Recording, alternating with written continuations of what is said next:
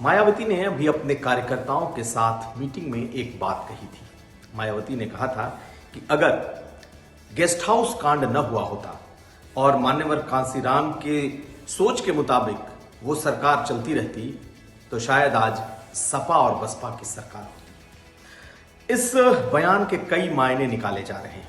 मायावती ने अभी तमाम अपने कोऑर्डिनेटर्स और पार्टी वर्कर्स के बीच ये बात रखी, लेकिन मायावती ने जो ये बात रखी है इसके लिए टाइमिंग चुना। दरअसल आज रायबरेली में अखिलेश यादव कांशीराम की आदमकद प्रतिमा का अनावरण कर रहे हैं।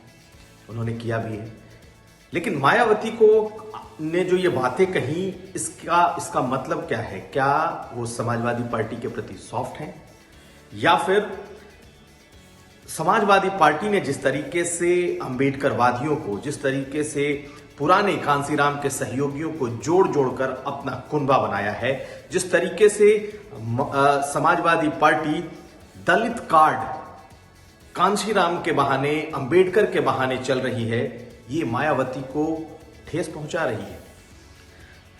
तो जो जानकार हैं उनकी राय अलग है। कुछ लोगों का मानना है कि हो सकता है कि मायावती थोड़ी सॉफ्ट हो, लेकिन ज्यादातर लोग यही बात कह रहे हैं कि दरअसल अखिलेश यादव का जो ये दलित आउटरीच है, खास करके जो अंबेडकरवादी हैं, खास करके जो कांशीराम से जुड़े हुए, उनके मिशन से जुड़े हुए जो सोच के जो दलित हैं, उनको अपने साथ जोड़ने की अखिलेश यादव की जो कवायद है, उसे देखते हुए मायावती ने उस गेस्ट हाउस कांड को याद किया है।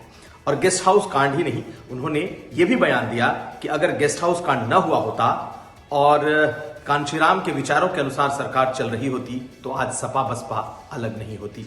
लेकिन गेस्ट हाउस कांड आखिर इन दोनों के बीच रोड़ा कैसे बना? 2 जून 1995 का की ये घटना है, जब वीवीआईपी जो गेस्ट हाउस है उसमें लखनऊ में बकायदा जब मुलायम सिंह यादव की सरकार से मायावती ने बसपा ने समर्थन वापस लिया था, उस दौरान समाजवादी पार्टी के नेताओं ने बकायदा बीएसपी को तोड़ने के लिए इस मायावती के साथ जो विधायकों की मीटिंग चल रही थी उसमें जमकर हंगामे किए। बहुत जबरदस्त भीड़ समाजवादी पार्टी के समर्थकों की आई और उन्होंने गाली गलौज, मारपीट और जबरन बसपा के विधायकों को उठाकर ले जाने का प्रयास किया।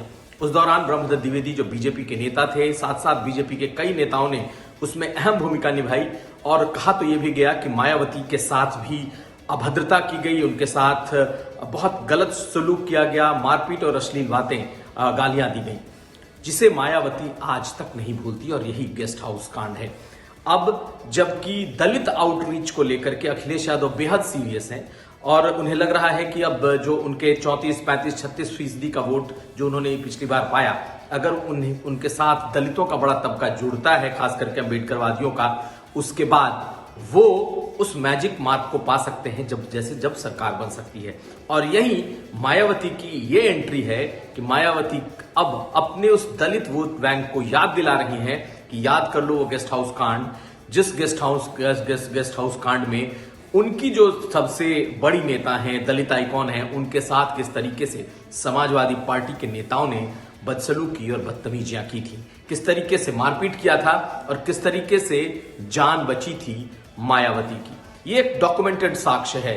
लेकिन 2019 में जब मायावती समाजवादी पार्टी के साथ समझौता कर रही थी पार्लियामेंट के दौरान, तब भी ये गेस्ट हाउस कांड का मुद्दा उठा था और उन्होंने तब पूरी तरीके से अखिलेश यादव को क्लीन चिट दी थी कि उस वक्त तो अखिलेश यादव पॉलिटिक्स में भी नहीं थे और जो लोग उसके दोषी हैं वो लोग अब बहुत मायने नहीं रखते पॉलिटिकली। ऐसे में अखिलेश यादव के साथ उनका ये रिश्ता पक्का है। लेकिन अब जबकि आज अखिलेश यादव कांसीराम की मूर्ति का अनावरण कर रहे हैं, आप देखें कि अखिलेश यादव के साथ इस वक्त तमाम जो बसपा के बड़े चेहरे थे वो इस वक्त अखिलेश यादव के साथ होते जा रहे हैं। दलित नेताओं में अगर हम बात करें तो इंद्रजीत सरोज, आरके चौधरी, इस तरह के जितने बड़े दलित चेहरे थे वो समाजवादी पार्टी के साथ हैं।